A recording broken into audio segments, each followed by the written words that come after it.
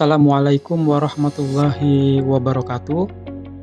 Pada pertemuan kali ini, di sini saya akan menyampaikan materi kedua mengenai bioremediasi dalam perspektif teori.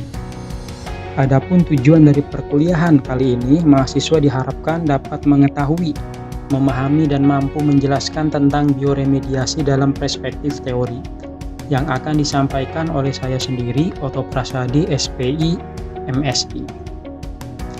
Pada slide pertama, di sini mengenai materi bioremediasi.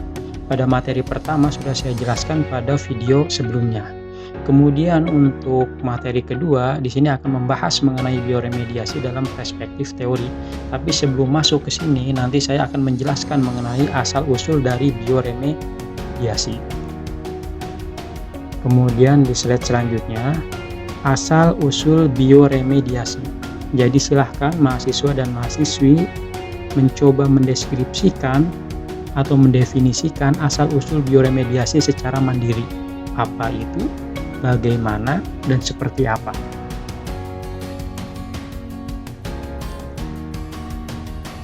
Kemudian pada slide selanjutnya, di sini kita bisa lihat bahwa ada dua gambar. Gambar yang pertama di pojok kiri atas itu merupakan gambar peta kepemilikan Amerika Serikat dan negara lain atas wilayah migas dan gas metan batubara yang berada di Indonesia. Ini pada tahun 2012. Di sini kita lihat bahwa negara-negara asing itu sangat mendominasi keberadaan atau kepemilikan atas migas kita dari Sabang sampai dengan Merauke.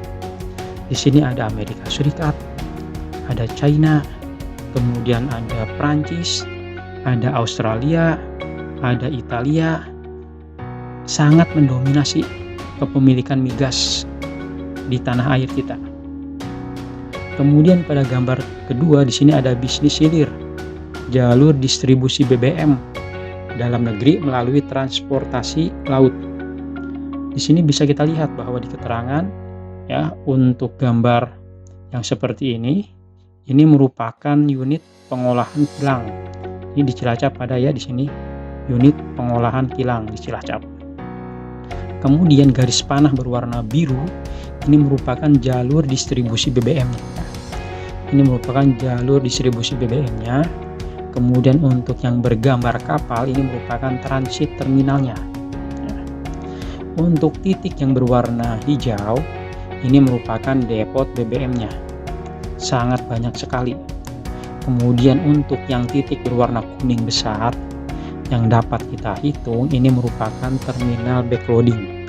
Terminal backloading atau backloading sendiri itu merupakan proses pemindahan produk minyak untuk kepentingan transaksional di terminal BBM, khususnya yang dilakukan oleh PT Pertamina.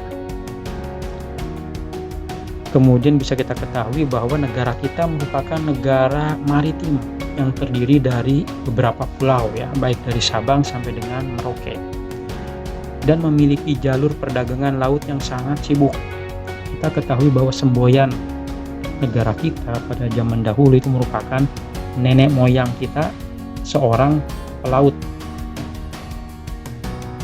Kemudian negara kita merupakan negara yang sangat kaya akan sumber daya alam, di mana bidang pertambangan dan minyak bumi menjadi sumber pendapatan negara yang terbesar, salah satunya itu. Kemudian survei eksplorasi kandungan minyak mentah di Indonesia itu pertama kali dilakukan pada tahun 1924. Itu untuk survei pertama kali eksplorasi kandungan minyak mentah. Kemudian pada tahun 1936 itu baru dieksploitasi pertama kali. Surveinya 1924, eksploitasinya 1936. Kita tidak bisa memungkiri bahwa negara kita merupakan negara yang sangat rawan. Saya titik beratkan sangat rawan tercemar tumpahan minyak mentah karena sumber daya alam kita yang tadi sangat banyak. Tercatat di beberapa daerah, di sini masih bisa lebih ya, itu ada beberapa daerah yang mengalami tumpahan minyak. Salah satunya itu yang terjadi di Provinsi Kalimantan Timur, Riau, dan Jawa Barat. Di sini bisa kita lihat bahwa pada tahun 1999 dengan 4.000 barel minyak mentah tumpah dari kapal tanker MT Kingfisher ini di Laut Cilacap ya, di perairan kita Kabupaten Cilacap, Jawa Tengah. Kemudian pada tahun 2009 tumpahan minyak juga terjadi di Manyar, Gresik, Jawa Timur. Kemudian pada tahun selanjutnya itu tahun 2014 tumpahan minyak juga terjadi di daerah Indramayu dan sepanjang 7 km garis pantai itu tercemar oleh tumpahan minyak. Dan pada tahun yang sama di tahun 2014 itu 200 barel minyak mentah bocor ya, bocornya sumur di Bakau area 07 baik berbentuk minyak dan lumpur, sehingga itu bisa masuk ke sungai, masuk ke daerah perairan terestrial ya, perairan tanah ya. Itu akan sangat mencemari khususnya di Kabupaten Siak Riau. Dari beberapa rentetan peristiwa yang merupakan degradasi lingkungan, kerusakan lingkungan, maka upaya penanganan, upaya pencegahan, upaya pemulihan lingkungan yang tercemar menjadi sangat penting adanya. Oke, di slide selanjutnya itu merupakan metode pemulihan lingkungan tercemar. Nah, untuk metode pemulihan lingkungan tercemar ini dapat dilakukan secara konvensional ya, baik fisik, insinerasi, pencucian, dan kimia, ekstraksi, reaksi kimia, dan pengenceran. Namun pada metode konvensional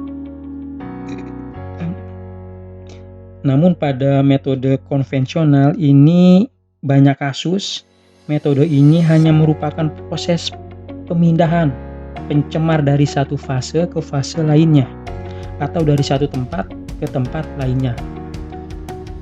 Sedangkan metode lain yang dapat dipilih itu secara biologis.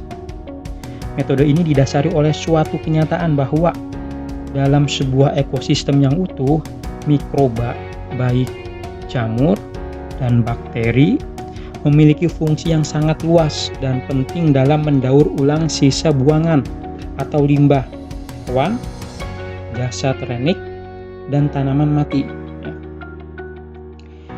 Mereka melakukan penguraian tanpa henti walau hanya 1 detik.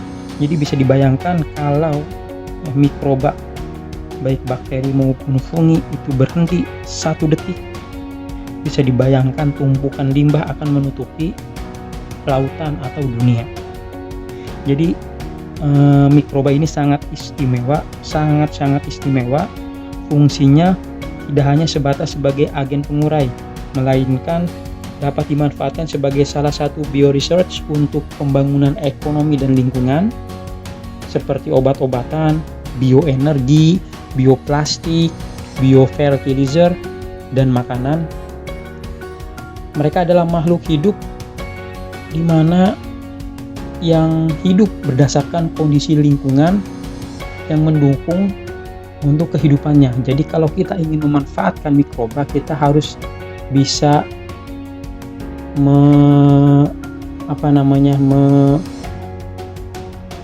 mestimulasi kondisi lingkungan sesuai dengan kebutuhan atau sesuai dengan standar dari mikroba tersebut. Kemudian penggunaan bioremediasi pertama kali. Nah, untuk di dunia, ini pada tahun 1970, aplikasi bioremediasi pertama kali dilakukan untuk mengurai tumpahan minyak di Ambler, Pennsylvania. Ini di Amerika Serikat. Kemudian pada tahun 1974, ini Richard Raymond untuk pertama kalinya mendapatkan paten tentang teknik bioremediasi setelah bioremediasi sukses dilakukan di lapangan, ya, di skala yang lebih luas, bukan skala lab lagi. Di sini ada beberapa gambar tumpahan minyak di pantai lepas atau di perairan oseanik, ya. Di sini kita lihat beberapa tumpahan minyak, ya. Kemudian ini adalah salah satu upaya untuk menanggulanginya, baik dengan pembakaran di tempat, ya, in situ, maupun dengan penyemprotan menggunakan surfaktan. Kemudian di slide selanjutnya yaitu penggunaan bioremediasi di Indonesia.